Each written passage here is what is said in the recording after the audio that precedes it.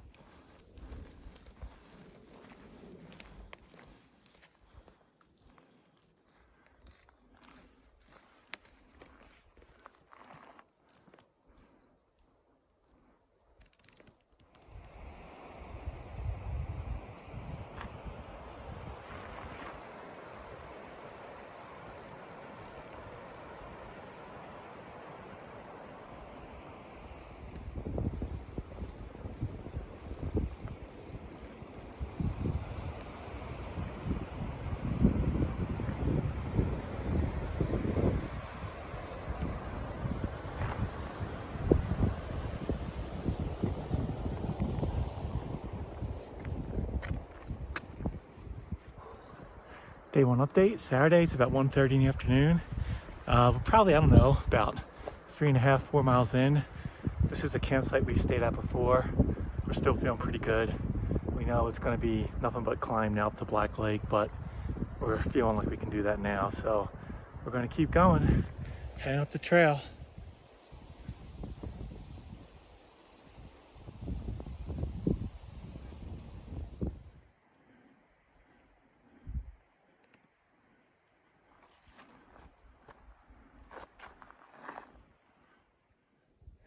Day one update.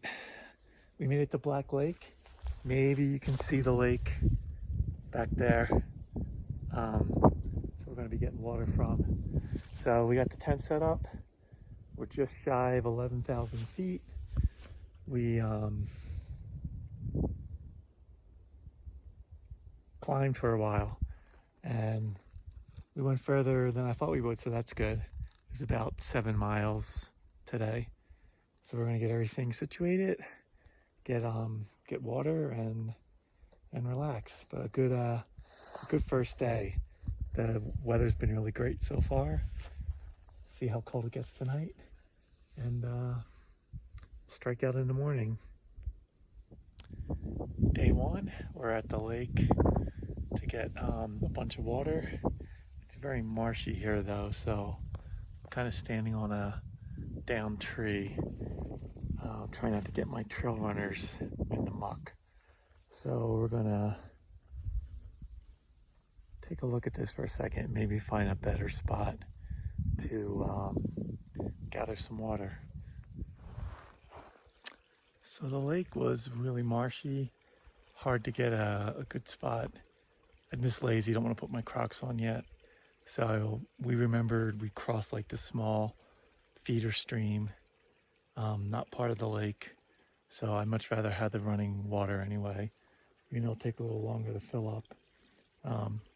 It's totally doable, so I'm gonna go with this water instead.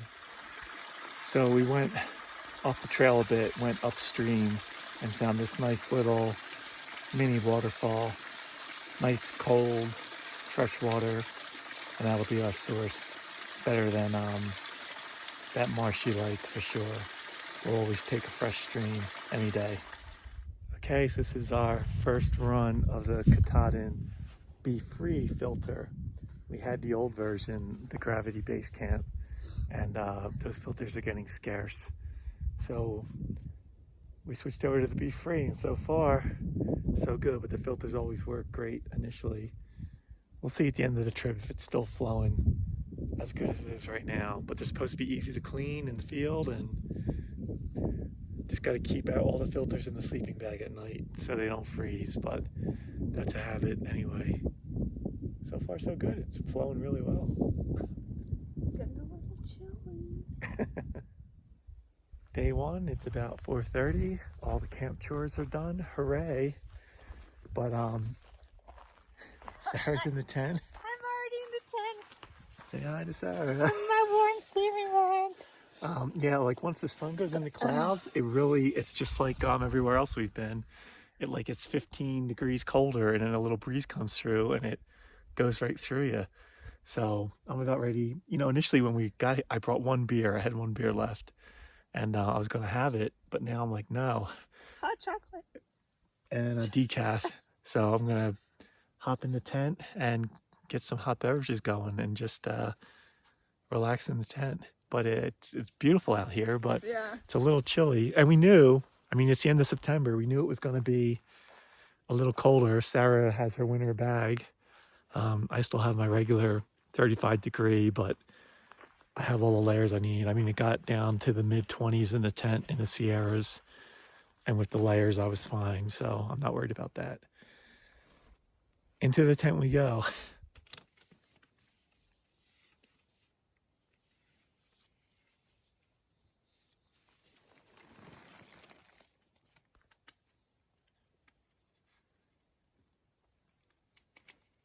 On the other side of the wall.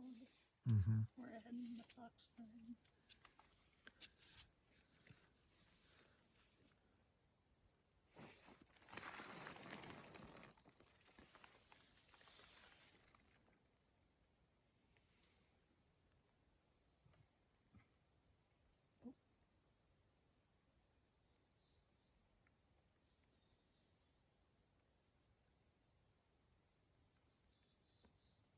Oh, it's 3 of them.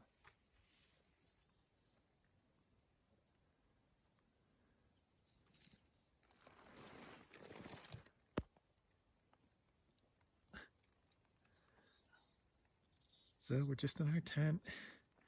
We heard some racket like 10 minutes ago. Thought maybe it was a person or a hiker, and then poked my head out. And there's just these 3 deer doing some grazing nearby. Certainly not afraid of humans, like a lot of the wild deer we see out here. We're in our tent. I bet if we walked around, they might skedaddle. Well, they're pretty close to the tent, though. There's plenty of grass in the forest. But, yeah, so we'll let them...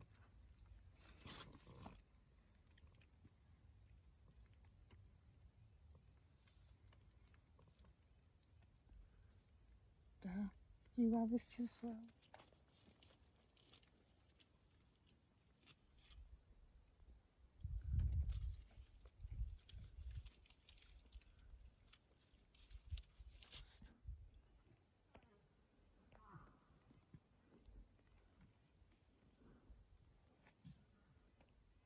Don't come near us, man. I'm just minding my own business and everything. Oh, is it muddy?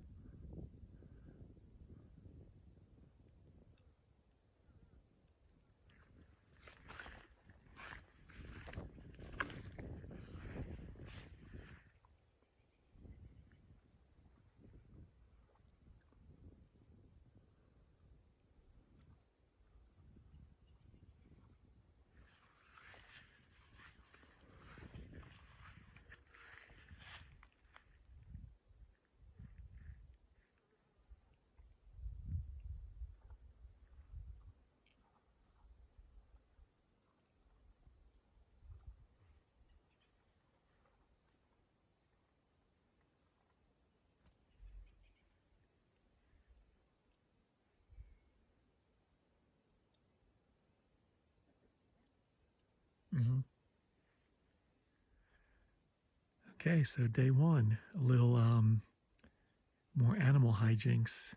You can see in the distance across the other side of the lake, there's a female moose, cow.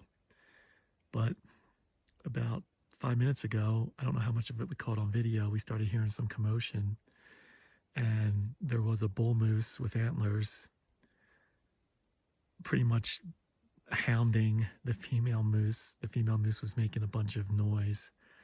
And at some point, they just like ran right by us towards the lake. The bull moose was chasing the female moose. They were both running at a full trot. Our deer that were eating here even were a little rattled by it and they ran away. So the bull moose was with the cow over there, but the bull moose appears to have gone away and the cow is just staying in the water, maybe trying to avoid the bull moose, who knows. So it's kind of a wait and see right now to see what happens. I'm sure Sarah and I were just talking, maybe I guess it's rutting season, maybe. So I'm sure if that bull hasn't completed the deed yet, he's not going anywhere. And the female knows that, and she's just trying to avoid him by being in the water. So it's a standoff right now. And see what happens. So it's about 5:40 and Brandon was just watching some shows and I was reading and we heard the deer were back. So Brian popped his head out because they were behind the tent and heard a commotion and there was a big bull moose. We think it's the same one that we saw earlier, running and like getting the deer out of here. Then the next thing we know, a female moose, well, a moose with no antlers, so I'm assuming it was female, was being chased, biggest commotion, by the bull moose. And so we only imagine that it's mating season, which, I don't know, I'm assuming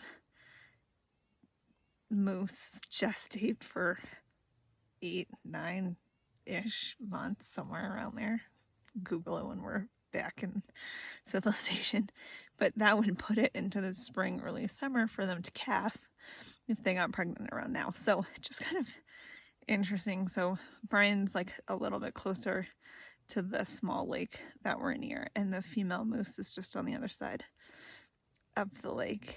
And Brian said the bull moose was next to her for a little bit, but then he went up. So it could be an interesting evening if this is the moose's territory and they live by the lake, and who knows what shenanigans is going to happen tonight. So I'm back in the tent. I'm just going to finish my hot chocolate before having dinner.